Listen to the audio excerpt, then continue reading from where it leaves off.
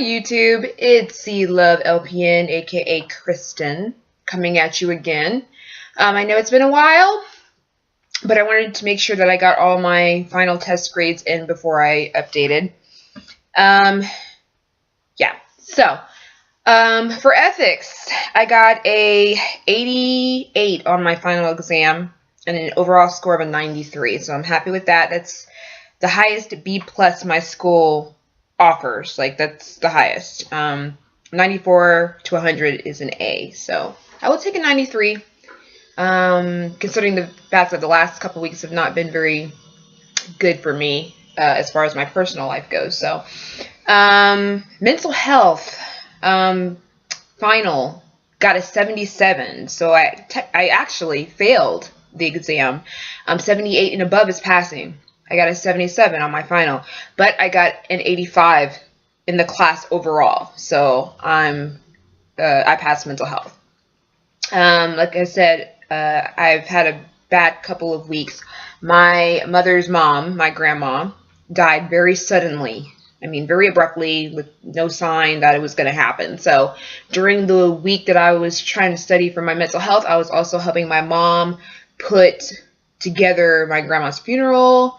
And it was very stressful, dealing with family and dealing with just the chaos of having to put together a funeral. Very stressful. So I almost want to say that I am rather relieved that I got the 77, because I didn't study much for the exam at all. I couldn't because of what was going on. So to get a 77, yeah, I wish I would have done a little better, because that's just kind of how I am. I kind of a perfectionist, type A personality. But like I said, considering the fact all that was going on that week, a 77 would have to suffice. And like I said, I did pass the class with an 85 overall. So there you go. We just had our geriatrics final on the 12th. And this was the exam that I was really shaking in my boots about, because I'm sorry if I sound tired or look tired. I just worked like 30 hours in the last 2 days, and I am tired. Thursday I worked 9 hours from, I think it was 7 in the morning till about 4 in the afternoon. And then yesterday, which was Friday, I worked 7 a.m. to 8:30 p.m.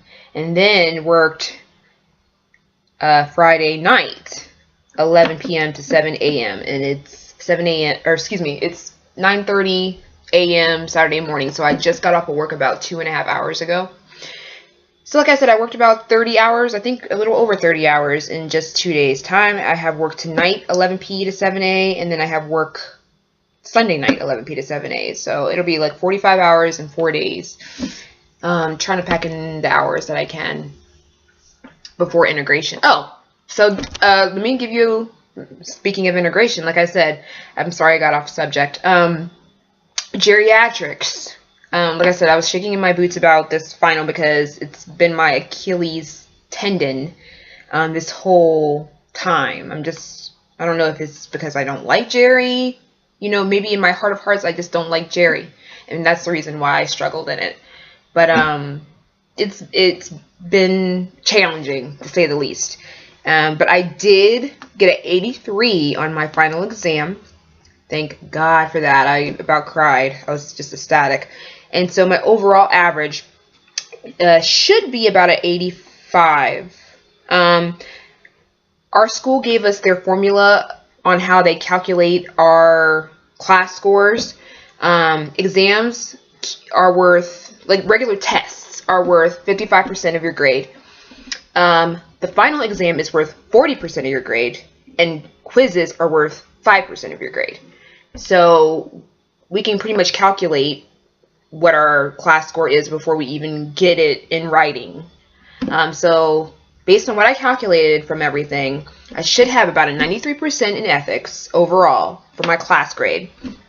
Should have, for mental health, it'll be like an 85.2. for mental health, and then for Jerry it should be like an 84.6. If they round it, it'll be about an 85. So yay, I passed my classes, I passed everything this year. I'm going to integration. Yay, that was what I was worried about. It's been such a struggle just to get to this point. Let me tell you. I mean, I pretty much try to keep it nursing school related because I don't like talking about my personal life. But let me tell you, it has been such a struggle just to get to this point. So I'm over the moon. I made it to integration. We are at the home stretch. This is it. This is where you prove yourself. I'm just so happy. I just thank God. Thank God that I made it to integration. It starts on the 24th of this month, which is not this coming Monday because it's President's Day. It'll start the Monday after that. We actually have this coming week off. I guess there's really nothing more they want to do with us. We're done with our classes. There's nothing else to do before integration. So they said, oh, take the week off. So we have this coming week off, and then we start integration on the 24th of this month. If you don't know what integration is, look at my previous videos, and I go more in depth explaining what integration is. So, yeah, I'm excited. It should last between 5 and 6 weeks. And hopefully, Lord willing, if I pass everything, I'll pass integration, and then I'll know for sure, it'll be a certainty that I will be walking, I will be graduating. So it's one thing to make it to integration. It's another thing to make it through integration and actually know that you're going to be a graduate nurse. I'm just over the moon. I don't know what else to say about it. Just very happy. So now it's just basically our instructors have advised us to start studying for integration during our little break that we have. Just going over ATI. We have the ATI supplemental books. I have a couple of ATI CDs, like DVDs, from my LPN, because when I took my LPN, we also utilized ATI. The ATI CDs or DVDs are actually geared toward either RNs or LPNs. It's not just, oh, it's for the LPN, so I can't use it for the RN. It's utilized by both the RN and LPN students. So I'm going to definitely look at those DVDs. I think I have it for med-surg or adult health, whatever you want to call it. And then maternity and peds. I'm going to go and look at those DVDs. I'm also thinking about buying some NCLEX books, even though I know they're going to give us tons of questions once we start reviewing for integration, for the first integration test. I think that it would be beneficial to buy some NCLEX books. So I did buy Lippincott. It's the 10th edition. I don't think it's the latest edition because it's copyright 2011.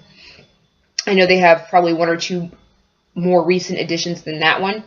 But I did buy Lippincott some months ago because I thought maybe it would help study for tests and exams and things for my classes. I ended up not using it.